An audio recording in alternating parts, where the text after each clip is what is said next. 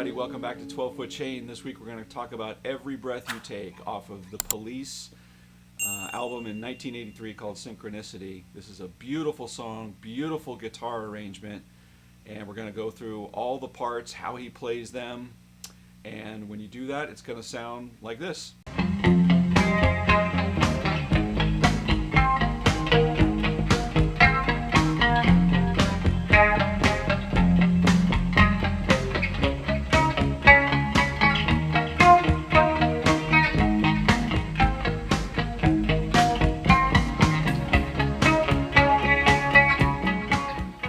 Let's get to it. This is such a beautiful guitar arrangement, and this is really going to test your ability to stretch your fingers. So what I'm going to show you today is how those chords are fingered the way Andy Summers plays them. I'm also going to show you a quote-unquote cheat way that you can play it and save a little bit on your fingers. If you want to do this live and still play it in the same key. All right, so this song is played in G sharp or A flat. I never know which one you're supposed to call it. 4th fret, standard tuning, and the chord structure is basically, you know, a variation of the, you know, what you always heard from like the 50s ballads.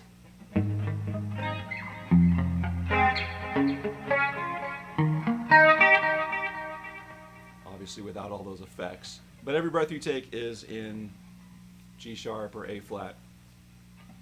And there's a little bit variation on the chord structure. So I'm going to be playing this, I'm going to talk through it, and I'll show you what those chord patterns look like above me here as we're going along.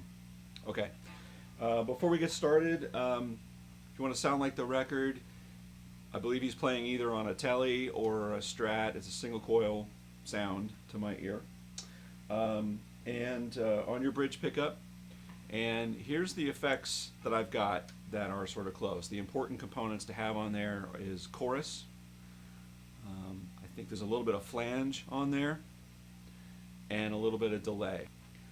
So the timing of the delay, I think, is that it overlaps right over each time you're plucking the string.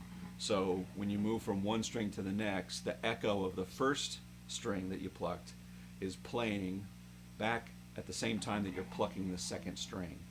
So, you know, the pattern of the picking is dut dut dut dut dut dut dut dut dut, and every time that's happening, there's an echo that's landing on top of it. I believe that's the setting that he has.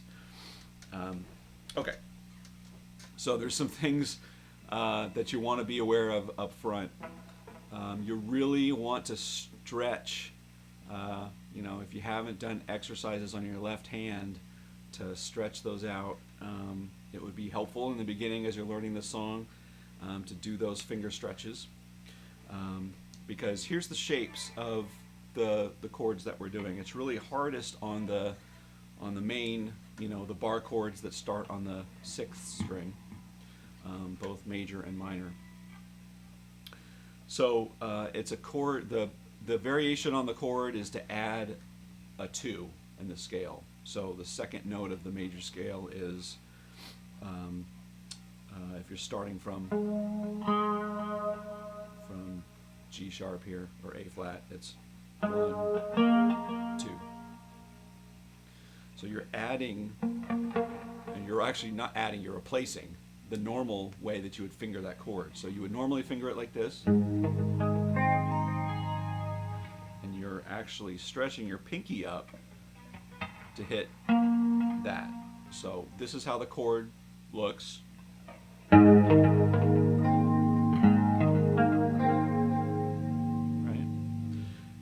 Throughout the whole song, when you're doing your picking pattern on this, you're only picking the first 4 strings, starting from the root, right? So you're not getting up there. The picking pattern is 6, 5, 4, 5, 3, 4, 5, 4.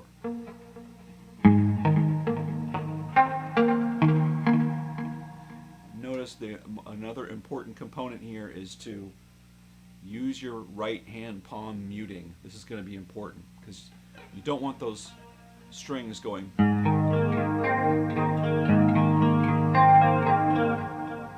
Each one is much more staccato.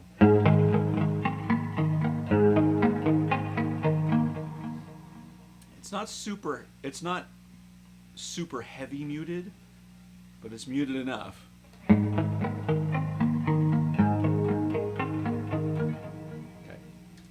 So that's the first chord. The second chord is the F minor.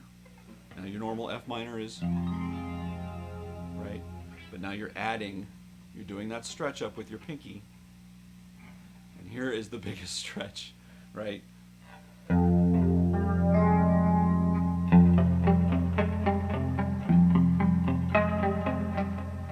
That's a big stretch. It's painful for me to keep it going. Then you come up to your C sharp. So again, now you're starting your regular C sharp mini bar chord, but you're adding on again the 2, and the picking here is a little bit different. Again, so you're only on the 5th, 4th, and 3rd string for these chords that you're fretting starting on the 5th string. So it's 5, 4, 3, 4, 3, but it's hard to do it it's hard to talk through it without doing it. Right? So you're playing that 2 and you're lifting it off for the root note the second time around. Sliding up 2 frets. Right? And then it's either, depending on where you are in the song, it's going to end on the minor, or it'll end sometimes on the major. Okay, so that's a lot. If you haven't played those stretch chords before, that's a lot. So I would encourage you to do all the left hand stretches that you can to get that. It just takes a while, right? I also want to talk about your pick. So I don't know if you noticed this before, but you don't have to play with the tip side of your pick. In fact, it sounds you get a lot more variety of sound when you move away from that. You don't have to hold your pick, so you pick it with the pointy part. When you do, there's a lot more treble, a lot more spank to it. Right? But if you rotate your pick to any of the other parts, but my favorite part is the shoulder part here. That's like a built-in tone control, right? So if you roll that over and you pick from the shoulder part of the pick, it's just slightly more muted. Here's with the point. Here's with the shoulder. Point. Shoulder. I hope this comes across on the YouTube after they compress all the audio and everything. But that's just a technique that I wanted to share with you. I'm not the only one that does this, but you can even continue. You can roll it even farther and see what happens when you use the flat part. But just on this song, I think it warrants doing that. You want to roll off just a little bit of the treble, and you can do that just by turning your pick and using the shoulder. Otherwise, it gets a little ice picky. It doesn't have to be that way. Anyway, those are the chords. Depending on how big your hand is and how long your fingers are, you could finger that main chord by just holding that bar like you normally would.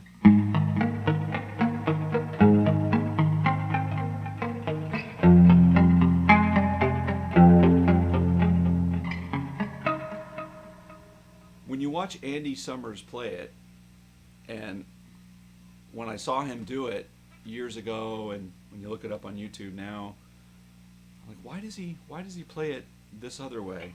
And now I understand why, because I never tried to do it before, and I try to do it here for this lesson. It's to rest. It gives relief to your hand. The way he does it is he rotates his pinky finger from the root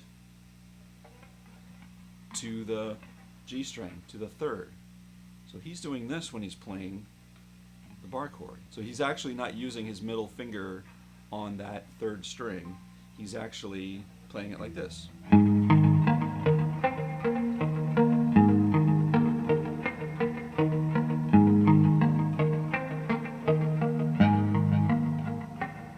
So he's rotating from index finger on 4 on the 6th string to index finger on 5 on the 3rd string.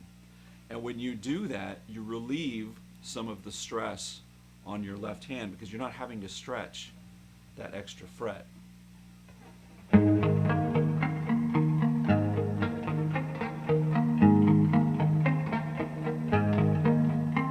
Rather than just holding it there. So you can choose to play whichever technique you want, but I would encourage you to try the Andy Summers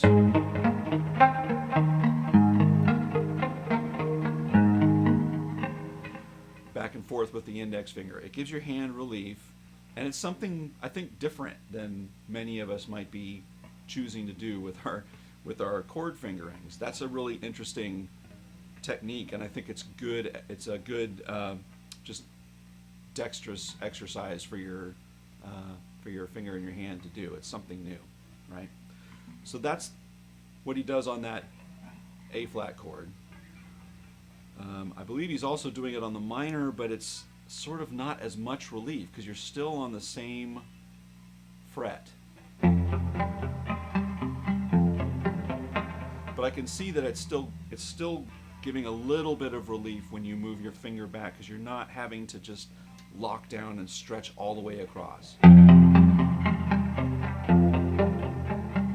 I'm picking up and putting down my pinky just because, I don't know, my hand wants to do that, but you don't have to.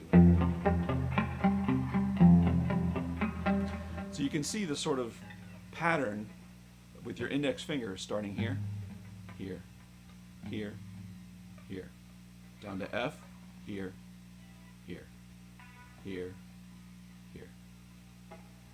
And then on the little one, on the mini bar chords, he doesn't do any of that. He's using his pinky like we just showed you.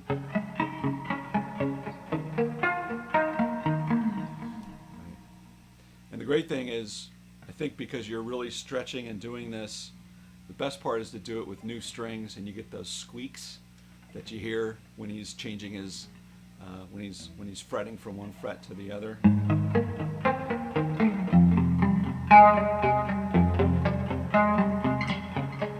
Get those little squeaks, which are great. Okay, so that's the main part of the verses. The next part is, can't you see you belong to me, that part of the lyric. So what he's doing there, if you think about it in terms of the chord structure, it's sort of like a C sharp, and it's sort of like a C minor,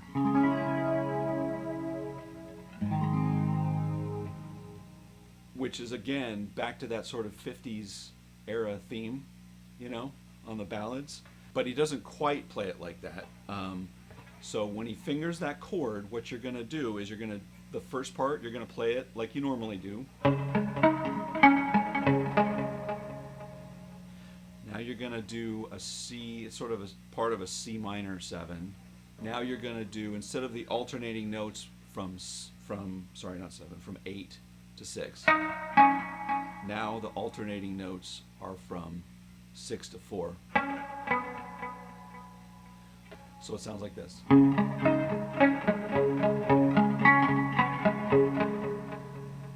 So you're moving from 2.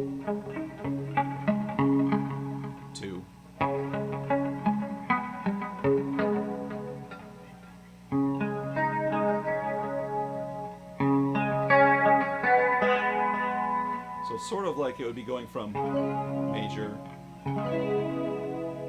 to minor, but again, he doesn't go all the way over. You just want to play those 5th, 4th, and 3rd strings.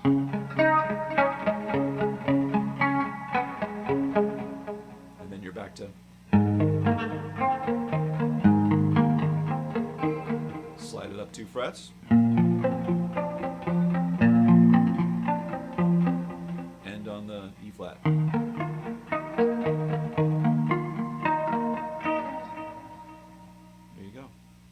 Then there's the bridge, I guess it's a bridge, where you're just, you're leaving that arpeggio and you're now sort of doing a strum on an open E chord and an open F sharp chord, right? So it's the "Since You're Gone, I've Been Lost" part of the lyric. So it's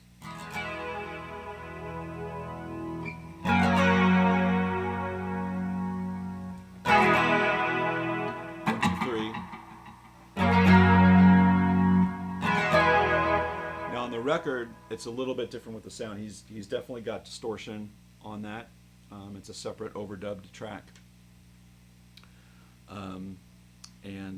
but it sounds great. Just even if you keep your tone of what you have right now and just hit it hard.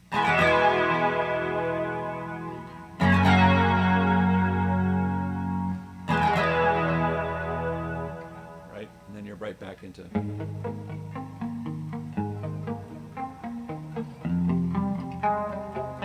Now the only other part is the outro. So this is the repeated every breath you take, every move you make, as that's going on and repeating. So the chords there are your A flat, your F minor, then a quick change to your C sharp, and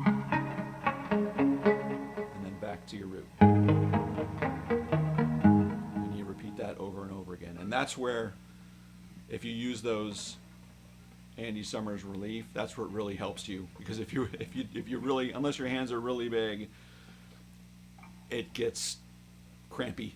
Now during that outro, there's also a guitar that's layered in there that fades up underneath all that's going on, and it's sort of back to the tone that you had on the "Since You Gone, I've Been Lost Without a Trace," where you have that, where he has that overdrive on there. So he has that tone going on.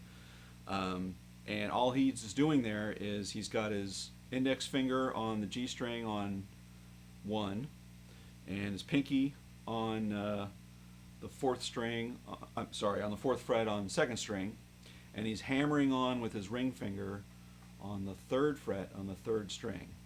So while this is going on,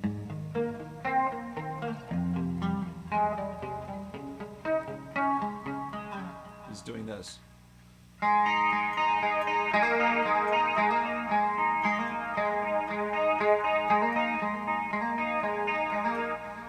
The hammer-ons, I don't know the exact pattern of the hammer on it, but he may alternate it, but it all fits, whether you're playing this or this, throughout that whole thing. So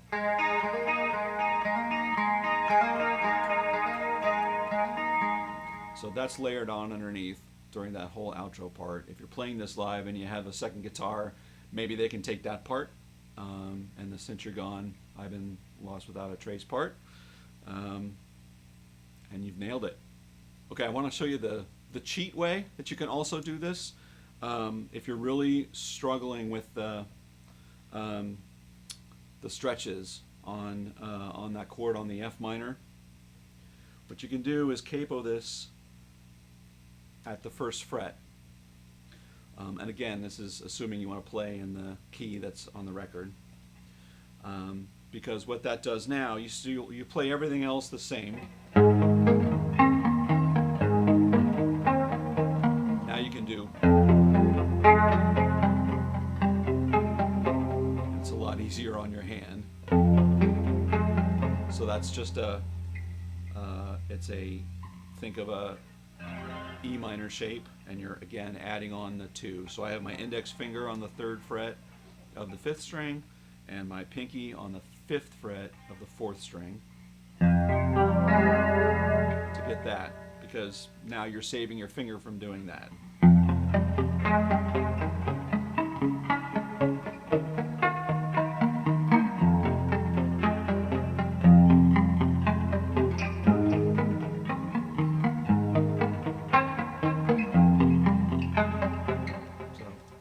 It's a lot easier, and it sounds perfect. Where it sounds different is when you get to the "Since You've Been Gone, I've Been Lost Without a Trace," because that's an open E chord, and now you don't have that, right? So the only modification you'd have to do is to play your E here on the 4th fret. So this is sort of like the Beatles E shape. A lot of Beatles songs, they have this. So I'm barring across on the 4th fret on the first 3 strings. My middle finger is on 5 on the 2nd string. My ring finger is on 6 on the 4th, and my pinky is grabbing the E note, which is the 7th on the 5th string. So it doesn't sound exactly the same there, and you don't have the low E note because you're capoed up one. But you can still, but you can still hit that.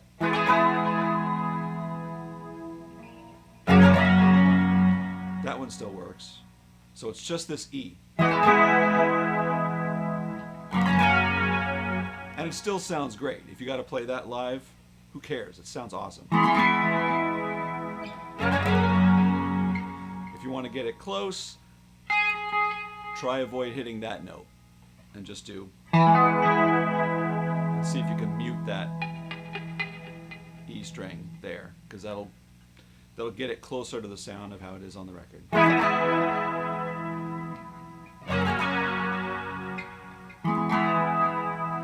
But there you go, capo 1-1, and it'll save a lot on your finger, and you can still play in the key with the record, and it'll sound fantastic. Okay, well, that's Every Breath You Take by the Police from 1983. Just brilliant, beautiful song, beautiful guitar arrangement. Not a lot of screaming leads or anything in it, but really interesting guitar and interesting sort of chord formations, and a new thing that you can do with your alternating fingering with your index finger across that.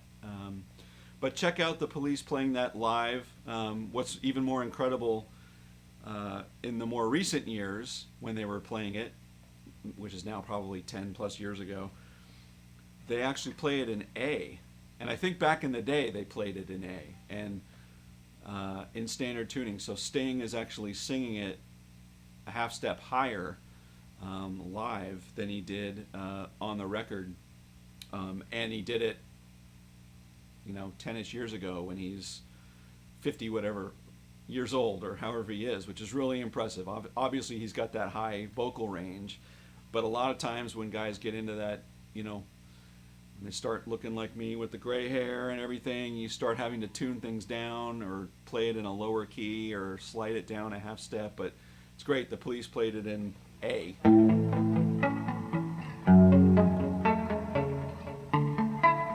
It's awesome. Anyway, it's all over YouTube. Check it out.